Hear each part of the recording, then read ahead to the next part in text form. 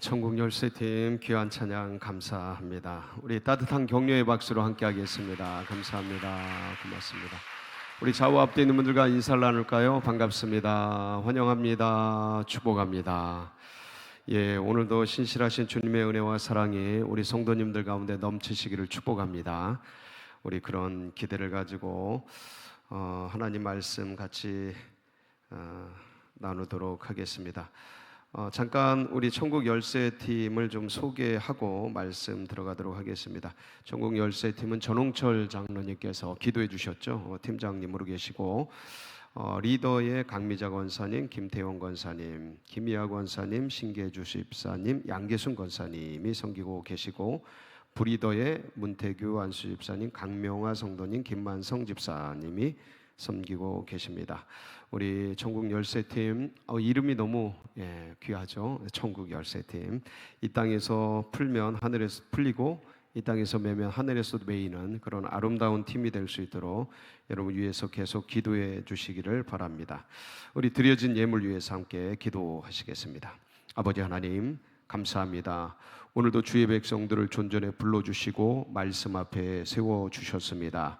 아버지 사모하는 심령마다 하늘의 은혜와 사랑으로 충만하게 하여 주옵소서. 아버지 오늘 이 시간 하나님 주의 음성 듣는 밤이 되게 하여 주옵소서. 주의 얼굴 뵙는 그런 시간 되도록 역사하여 주옵소서. 주의 영과 우리의 영이 교제하는 은혜로운 시간 되도록 기름 부어 주옵소서.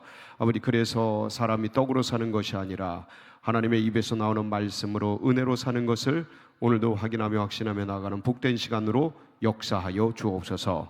아버지 손전에 오르며 귀한 예물 준비하여 올려드립니다. 헌신예배 감사헌금과 일천번제와 장학헌금 올리오니 우리 주님 받으시고 흠양하시고 만복을 내리어 주옵소서. 그 소원하는 뜻이 속히 이루어지도록 축복하여 주옵소서. 말씀 앞에 나아갑니다. 지혜와 계시의 정신을 열어주시어서 하나님의 뜻을 알고 누리고 전하고자 하는 기쁨과 결심이 있도록 축복하여 주옵소서. 감사를 드리며 우리 구주 예수님의 이름으로 기도하옵나이다.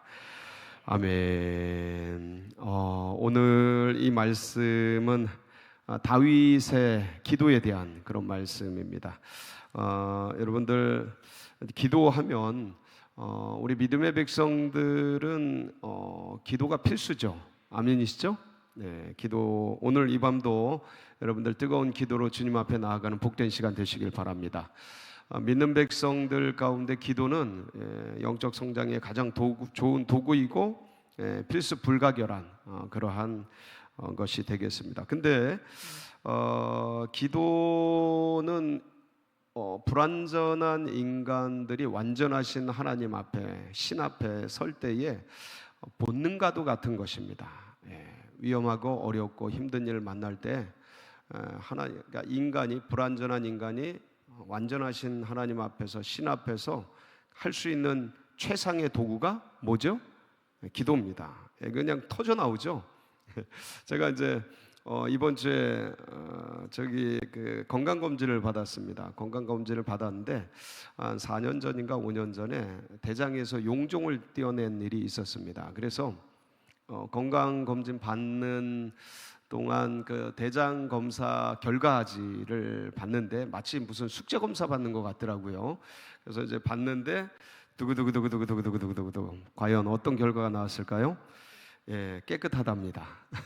감사한데 근데 뭐 박수 칠 일까지는 아니라 감사합니다.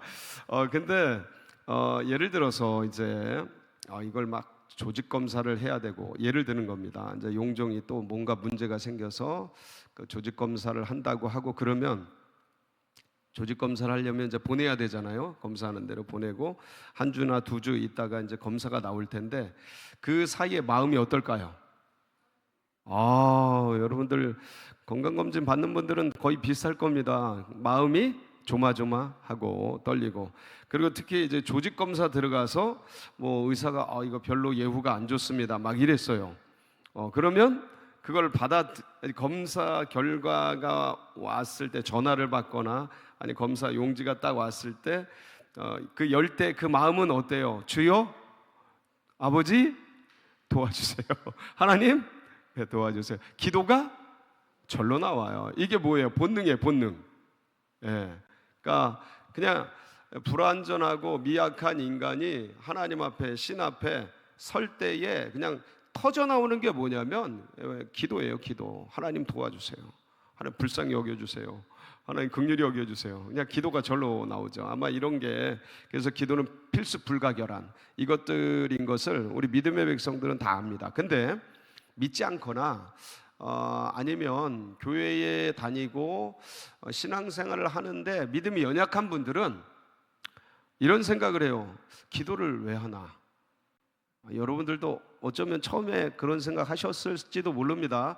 이제 믿음이 이제 완숙해지면 기도는 거의 이제 믿음 성장과 믿음의 백성들에게는 기본적이고 아주 중요하고, 그러면서 성장에 있어서 반드시 필수적인 그러한 은혜의 수단인데, 근데 믿음이 연약하고 그리고 처음 신앙을 시작할 때는 그런 생각이 들어요. 하나님이 다 아시고 하나님이 알아서 하시는데, 그리고 이미 하나님의 뜻은 뭐해져 있는데? 정해져 있는데 기도가 뭔 필요인가? 공감하는 듯한 느낌이시네. 공감하시면 안 되죠. 예, 그런 생각이 들어요, 안 들어요? 처음에 그런 생각이 들 수도 있어요. 왜냐하면 하나님의 뜻이 다 정해져 있고, 그 다음에 하나님의 뜻대로 움직인다면 굳이 인간이 그거에 대해서 기도라는 것을 할 필요가 굳이 있을까 싶은 생각이 드는 거죠. 언제요? 하나님을 잘 모를 때, 신앙이라는 것이, 믿음이라는 것이 어떤 건지 잘 모를 때, 그때 이제 그런 생각이 들 수도 있습니다. 여러분들은 어떻게 생각하세요? 전혀 그렇지 않죠. 그래서 더 이제 잘 모르기 때문에 더 기도가 필요한데, 이제 성장하다 보면 기도가 영적 성장에 반드시 필요하구나, 이제 그런 걸 알게 됩니다. 그래서 오늘 제가 왜 이 본문을 택했냐면, 이 본문이 상당히 쉬운 본문이 아닙니다. 쉽지 않습니다. 그런데 이걸 통해서 우리가 다윗에게 배울 수 있기 때문입니다. 뭐에 대해서요? 기도에 대해서. 기도에 대해서 다윗에게 배울 수 있기 때문입니다. 그래서 오늘 이 시간을 통해서 우리가 다 알지만 그래도 다윗이 그 위기의 순간에 과연 어떻게 그 위기를 타개해 갔나, 그리고 그런 어떤 자식이 죽어가는 그 절체절명의 위기 속에서 다윗은 하나님께 어떻게 했는지, 그리고 하나님의 뜻이 명백함에도 불구하고 다윗이 그렇게 했던 이유가 어떤 것인지를 우리가 함께 보면서 다윗의 기도를 통해 우리도 기도를 배우고, 또 오늘 이 밤 뜨거운 기도를 통해서 하나님을 시원케 하는 그런 복된 시간이 되시길 축복합니다. 오늘 사건은 어떤 걸 배경으로 하고 있죠? 오늘 한번 보실까요? 어떤 일이 일단 일어났는지 13절 14절에 내용이 나와 있습니다. 같이 봅니다. 시작. 다윗이 나단에게 이르되 내가 여호와께 죄를 범하였노라 하매 나단이 다윗에게 말하되 여호와께서도 당신의 죄를 사하셨나니 당신이 죽지 아니하려니와 이 일로 말미암아 여호와의 원수가 크게 비방할 거리를 얻게 하였으니 당신이 낳은 아이가 반드시 하고, 다윗이 하나님께 무슨 범죄를 했어요, 그렇죠? 자기도 시인을 하죠. 그래서 근데 이제 나단이 와서 그것을 이제 알리게 됩니다. 당신이 하나님의 큰 범죄를 했다. 그리고 이제 나단이 그것을 지적하고 책망할 때 다윗이 왕임에도 불구하고 제가 범죄를 저질렀습니다 하고 회개를 합니다. 수긍을 하고 인정을 하고 회개를 해요. 그러면서 그때 이제 나단이 다윗에게 당신이 이 죄로 말미암아 죽지 않을 거다. 원래는 이 죄 때문에 죽는 거였습니다. 와, 이게 회개가 이렇게 정말 위대한 거예요. 회개라는 게. 그러니까 다윗이 이때 회개 안 했으면 이 죄로 말미암아 다윗이 죽는 거예요. 근데 용서를 받는 거예요. 그래서 잘못했을 때 하나님 앞에 잘못했습니다, 사람 앞에 미안합니다 하고 사과하고 용서를 구하는 게 얼마나 중요한지를 우리는 이 장면에서 보게 됩니다. 그래서 다윗이 하나님 앞에 죄를 범했습니다, 용서해 주세요 하고 범죄를 시인하니까 하나님께서 나단 선지자를 통해서 이제 용서해 주게 되는데, 문제는 뭐냐면 14절이죠. 누가 대신 죽어요? 아이가. 이제 범죄를 통해서 아이가 낳게 됐는데 그 아이가 죽게 된다는 거예요. 그러니까 하나님의 명령이죠. 하나님의 선포입니다. 나단 선지자가 다윗 왕에게 선포한 내용이에요. 이 왕 앞에서 아무리 선지자지만 그냥 쉽게 그냥 막말할 수는 없는 거죠. 그러니까 아주 신중한 말들이고 그런 얘기들을 이제 전하게 되는데, 당신의 아들이 죽을 것에 대해서 이제 선포하게 됩니다. 근데 무슨 일 때문에 이런 거예요? 우리는 이 사건을 다 알고 있습니다. 예. 다윗이 우리아의 아내 밧세바를 그렇게 했죠. 동침을 하면서 그래서 이게 남편이 있는 여자를 아무리 왕이지만 이렇게 데리고 와서 그렇게 하게 됩니다. 이게 참 있을 수 없는 일인데, 이 부분에 대해서 그래서 참 조심해야 될 부분이, 이런 유혹이 왔을 때 그것에 대한 대처를 어떻게 해야 되는가가 굉장히 중요한데, 이때 다윗이 사실 성경을 다 풀어보면 다윗이 왜 그랬을까 이유가 나와요. 이유가 나오는데 다윗이 왜 미혹을 받고 그걸 거부를 못했을까? 이유가 나옵니다. 성경에 보면 어떻게 되어 있냐면, 왕들이 출전할 때에 이렇게 돼 있어요. 왕들이 뭐냐면 봄이 되면 왕들이 전쟁을 합니다. 이 전쟁을 하는데, 이 왕들이 출전할 때 다윗이 출전을 해요, 안 해요? 안 해요. 그리고 거기 성경에 보면 저녁 때가 되어 침상에서 나와 이렇게 돼요, 성경이. 그게 무슨 말씀이냐면, 이게 다윗이 저녁 때는 침상에서 나와야 돼요, 침상에 들어가야 돼요? 들어가야 되는데 어디서 나와요? 침상에서 나와. 그럼 뭐 한 거예요? 낮에 잠을 잔 거. 언제까지? 저녁 때까지. 이게 뭐냐면, 다윗이 출전할 때에 출전하지 않고, 전쟁하러 갈 때 전쟁하지 않고, 싸우러 갈 때 싸우지 않고, 왕이 있어야 될 자리에 있지 않고, 지금 어디에 있는 거예요? 침대에 있는 거예요. 전쟁터에 있지 않고 어디에 있는 거예요? 침실에 있는 거예요. 풀어진 거죠. 있어야 될 자리에 있지 않고 있지 말아야 될 자리에 있으니 마음이 풀어진 거죠. 그때 옥상에서 보니까 뭐가 눈에 들어와요? 목욕하는 여인이 눈에 확 들어온 거야. 평소에 다윗 같으면 우리식으로 말하면 예수 이름으로 딱 잘라냈을 텐데, 하나님 앞에서 딱 마음을 가지고 이겨냈을 텐데, 지금 잊지 말아야 될 자리에 있으니까, 이미 마음이 풀어졌으니까 경계적인 레이더들이, 영적인 레이더들이 다 지금 제 역할을 못하고 있는 거예요. 그러니까 이런 미혹들이 무방비적으로 들어와 버리는 거죠. 유혹들이 훅 들어와 버리는 거죠. 그러니까 넘어가 버린 거예요. 그리고 음욕을 못 이기고 저 여자 데리고 와라. 그래가지고 저 여자가 누군지 알아봐라. 그래서 처음에는, 그러니까 우리아의 아내 밧세바라 그러는 거예요. 여러분, 우리아가 어떤 사람이죠? 이 우리아는요, 다윗 왕이 나중에 뒤에 보면, 이 사무엘하 뒤에 보면 다윗 왕이 자신의 부하 중에서 충성스러운 부하들을 쫙 열거를 해요. 열거를 하는데 30용사가 있어요. 처음에 한 명이 나오고 세 용사가 나와요. 위대한 세 용사. 그 다음에 그 차석의 세 용사가 나와요. 이렇게 7명이 나온 다음에 30용사가 따로 나와요. 37명의 용사들 이 이름이 쫙 나와. 마치 로마서에 보면 바울이 자신의 선교팀 이름을 쫙 거론하잖아요. 그것처럼 다윗이 자신의 용사들을 쭉 거론하는데 30용사 중에 끝에 보면 햇사람 우리아가 딱 나와요. 그러니까 이 사람은 다윗이 왕이 되기 전부터 다윗을 위해 충성했던 사람, 동거동락했던 사람이야. 그러니까 한마디로 말하면 형제 같은 사람이에요. 너무 아끼는 부하 장수란 말이에요. 근데 그 부인을 그렇게 할 수 있어요, 없어요? 이거 양심적으로. 근데 눈이 돌아가니까, 마음에 유혹이 들어오니까, 음욕이 들어오니까 배요, 안 보여요? 안 배. 인간이 그래요. 연약해요. 아무리 다윗이라도 이미 훅하고 미움이 들어오고, 이미 훅하고 유혹이 들어오고, 이미 훅하고 음욕이 들어오고, 이미 훅하고 물욕이 들어오면 막을 자가 없는 거예요. 막을 자가 없어. 그래서 결국은 우리 안에 밧세바라는 얘기를 듣고도 데리고 오라는 거예요.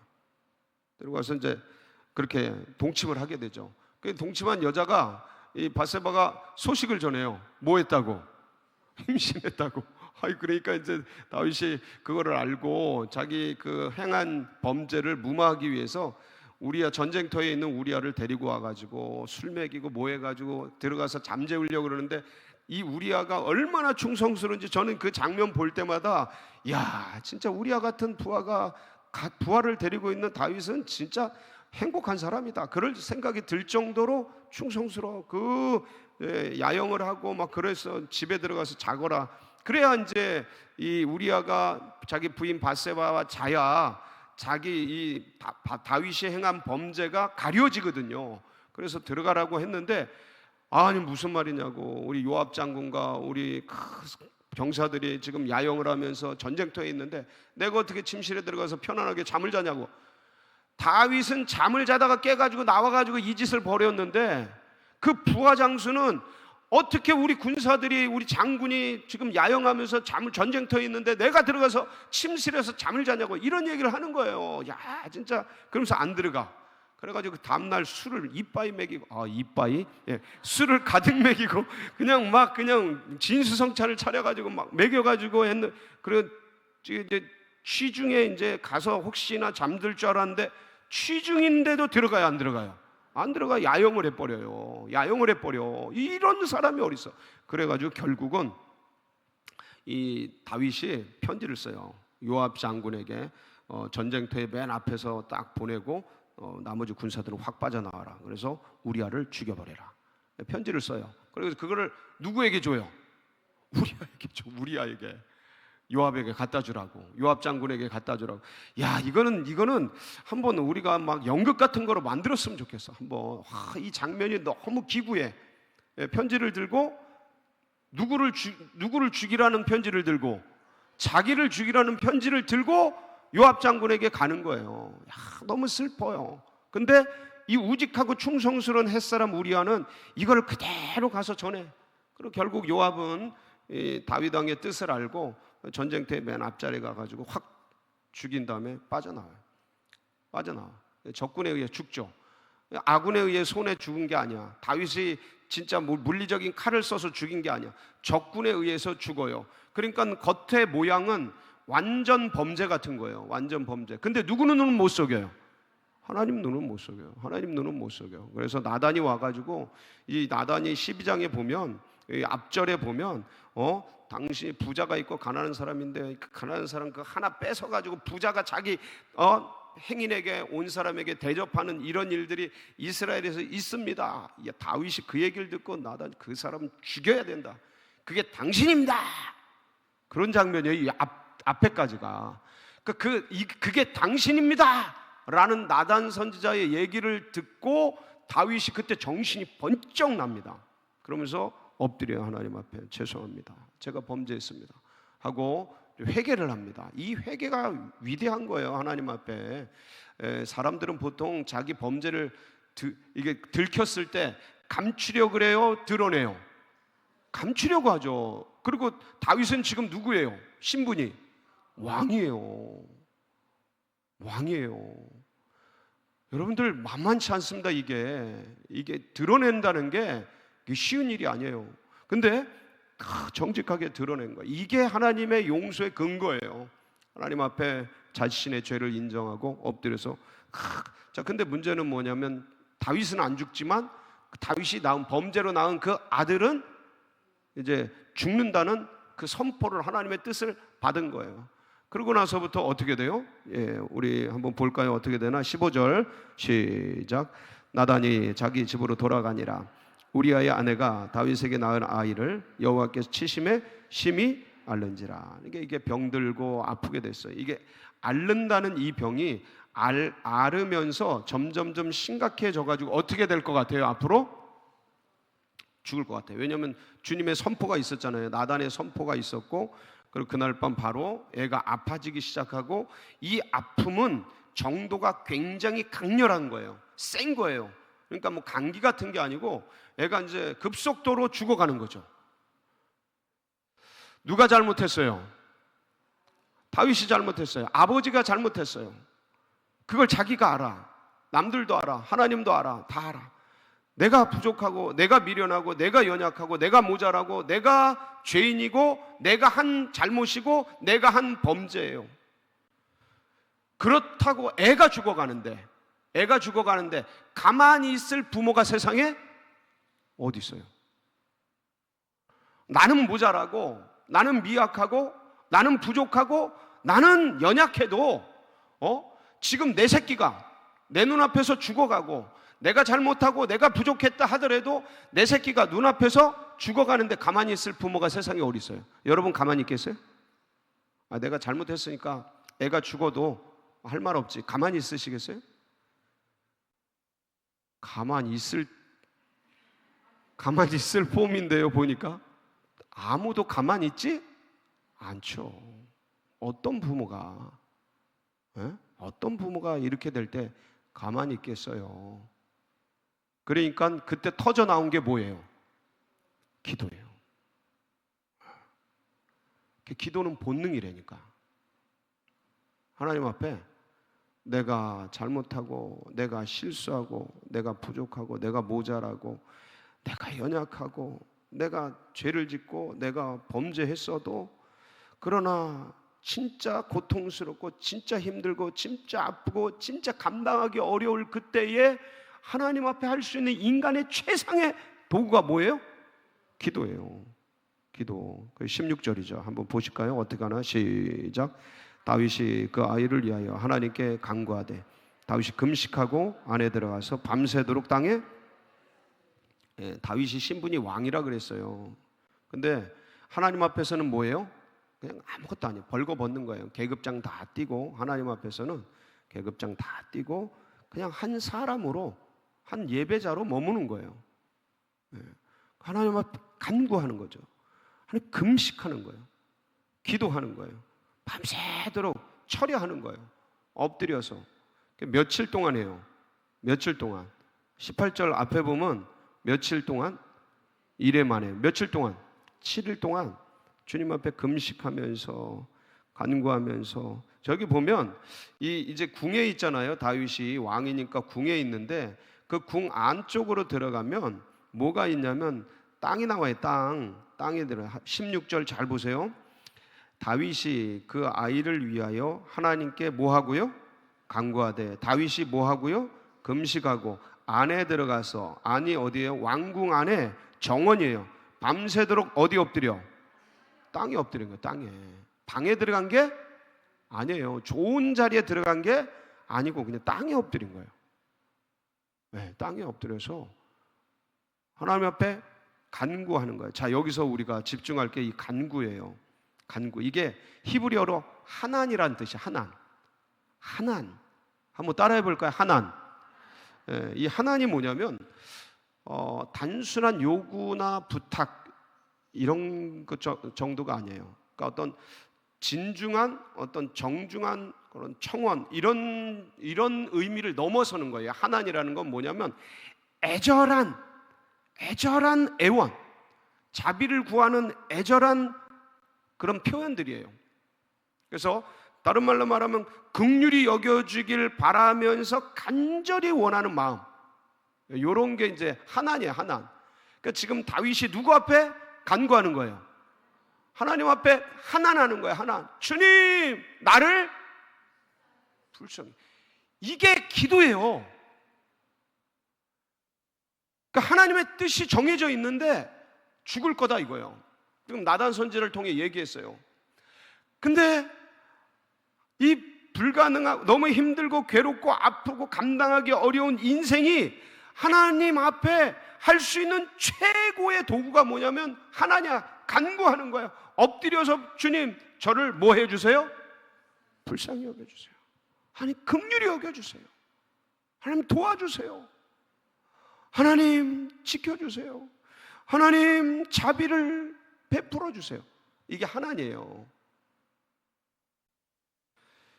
이 금식은요, 이 기도는요, 그러니까 하나님의 뜻을 바꾸려는 강제력이 아니에요.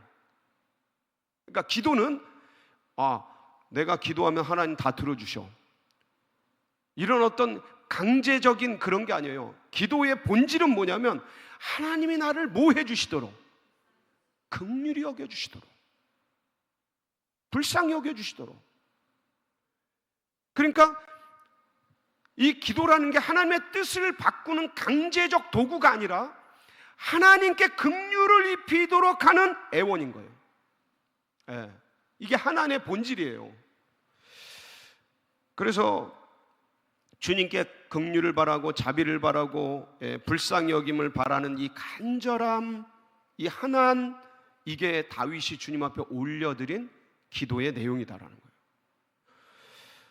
여러분, 어떤 분들은 그래요. 내가 기도하면 하나님은 들어주셔. 어때요 이 말? 굉장히 뭐라 그럴까, 신앙심이 되게 높고 되게 신앙의 경륜이 오래되고 막 그렇게 느껴져요. 하나님, 내가 기도하면 하나님 들어주셔. 근데 이거 맞아요, 틀려요? 여러분, 이거 틀린 겁니다. 내가 기도하면 하나님은 들어주시는 분이 아니셔요. 하나님이 나를 긍휼히 여겨주시는 거예요. 그러니까 내가 기도하면 하늘이 움직여. 이게 굉장히 높은 마음이에요. 어린 마음이에요. 사실은 어린 마음, 아직 너무 어린 마음이에요.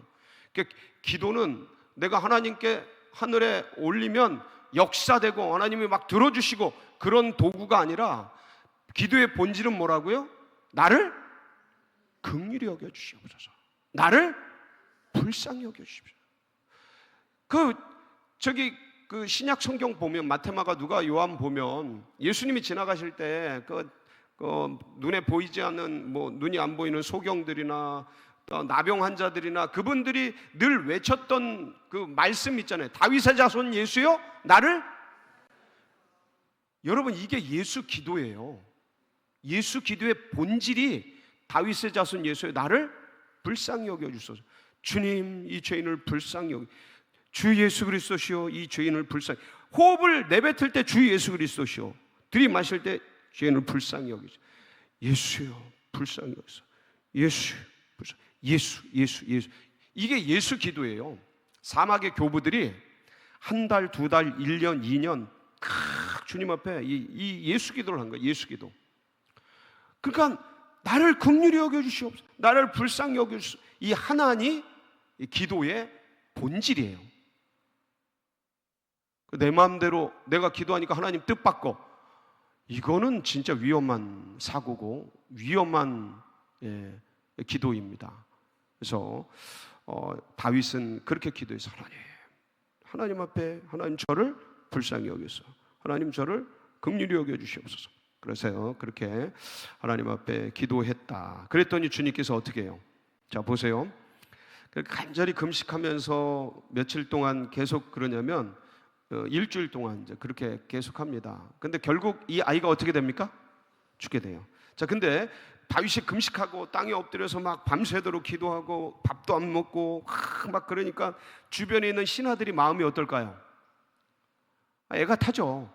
애가 타. 그래서 17절 보면 어떻게 하냐면 같이 볼까요? 시작. 그 집에 늙은 자들이 그 곁에 서서 다윗을 땅에서 일으키려 하되 왕이 듣지 아니하고 그들과 더불어 먹지도 아니하더라. 애가 타는 거죠. 주변에 있는 신하들과 같이 섬기는 분들이.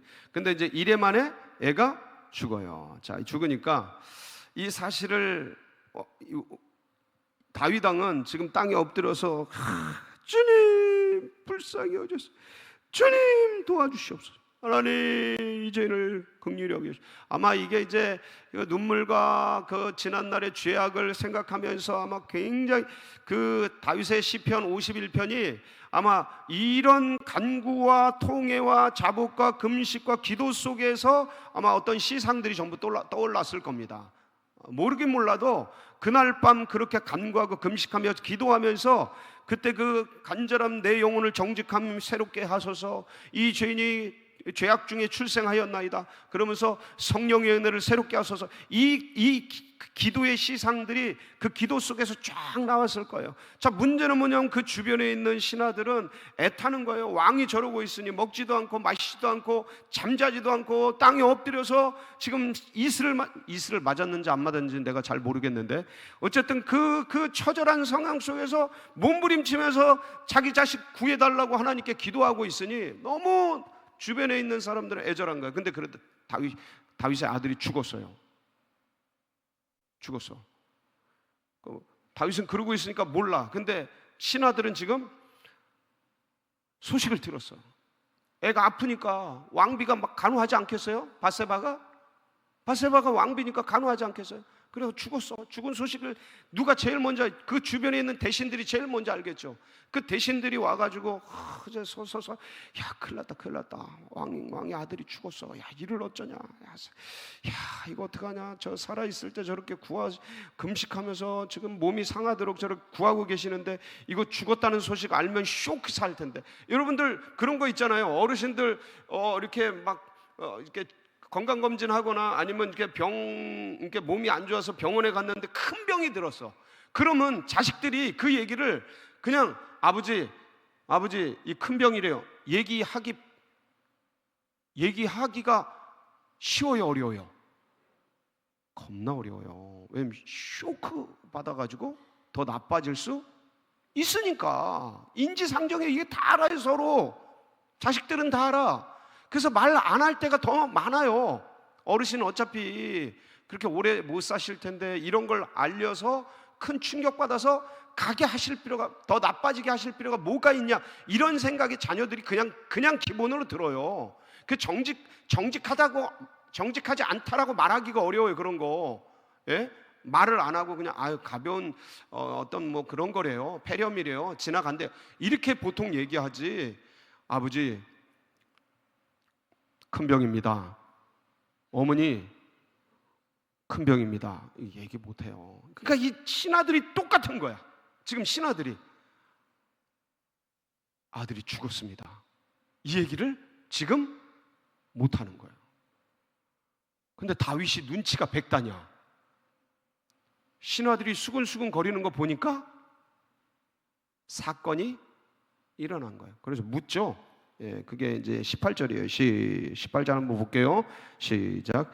이래 만에 그 아이가 죽으니라. 그러나 다윗의 신하들이 아이가 죽은 것을 왕에게 아뢰기를 두려워하니 이는 그들이 말하기를 아이가 살았을 때에도 우리가 그에게 말하여도 왕이 그 말을 듣지 아니하셨나니 어떻게 그 아이가 죽은 것을 그에게 아뢰할 수 있으랴. 왕이 상심하시리로다 함이라. 상심할까봐, 쓰러지실까봐, 쇼크 받을까봐, 어떻게 될지 모르니까 지금 일주일이나 굶어가지고 지금 진짜 건드려도 쓰러질 뿐인데 충격받으면 무슨 일이 일어날지 모르잖아요. 그러니까 더 조심스러운 거죠. 자, 19절 다윗은 어떻게 반응합니까? 시작.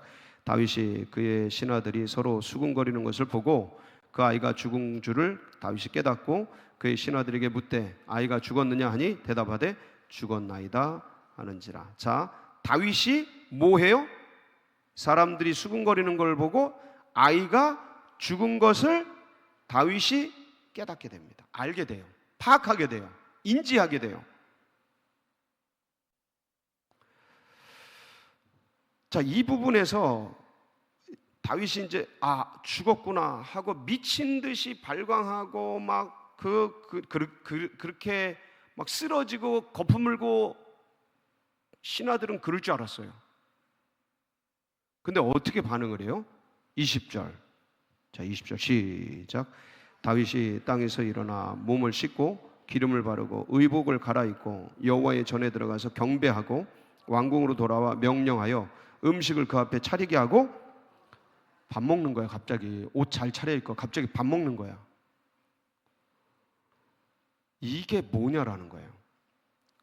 이게 뭐냐? 20절 자세히 보면 잘 봐요. 다윗이 땅에서 일어나 몸을 씻고 기름을 바르고 의복을 갈아입고 여호와의 전에 들어가서, 어디에 들어가서요? 여호와의 전에 들어가서 뭐 하고? 경배하고. 그 기도가 뭐냐?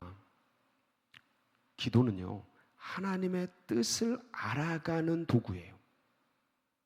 다시 한번, 기도가 뭐라고요? 하나님의 뜻을 배워가는 은혜의 수단이에요. 알지? 근데 기도를 통해 그 아는 게 체득되는 거예요. 여러분, 수영 알지? 수영 해봐야 수영을 아는 거예요. 머리로는 알지. 수영 물속에 들어가봐야 아는 거예요. 똑같아. 하나님의 뜻을 알지. 근데 기도를 통해 내 안에서 체험하는 거예요. 아버지의 뜻을 알아가는 거예요. 하나님의 뜻을 배워가는 거예요. 그게 뭐다? 그게 기도예요. 기도하지 않으면요, 하나님의 마음을 절대 알 수 없습니다. 머리로는 알죠. 가슴으로 몰라요. 부모님께 효도해야 된다는 걸 알죠. 머리로 알죠. 들어서 알아요. 그 효가 뭔지를 알지를 못해요. 그냥은 수많은 고난과 어려움과 칠흑 같은 그런 밤들을 지낼 때, 엄마 아빠가 그때 진짜 날 많이 사랑해 주셨구나. 그때 그렇게 나를 위해 주셨고, 그거 아는 거지. 그때 아는 거예요. 그때 아는 거. 그 전에도 알았는데 그건 뭐로 아는 거예요? 머리로 아는 거야. 그러다가 그 칠흑 같은 밤을 지나면서 군대에 가서 그냥 빠글빠글 구르면서, 이 여인들 애기 나면서 그때 이 목숨을 걸고 이 행해 가는 자신의 그 배앓이를 10개월 동안 해가면서 이렇게 날 낳으셨구나. 그때 어머니를 향한, 아버지를 향한 그 어떤 그때 그거 알게 되는 거죠. 똑같아요. 이 고난의 시간들을 통해서 하나님의 마음을 배워가는 거예요. 기도는 그런 거예요. 이 기도를 통해서, 이 기도의 그 순간을 통해서 누구의 마음을 배워가요? 하나님의 마음을 배워가고 하나님의 뜻을 알아가는 거예요. 그러니까 다윗이 이 하나님의 뜻을 알았다라는 게 여호와의 전에 들어가서 경배하잖아요. 경배가 뭐예요? 여러분, 경배가 뭡니까? 하나님과 엎드려서 예배하는 거예요.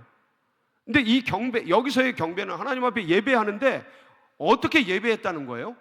하나님께 감사한 거예요.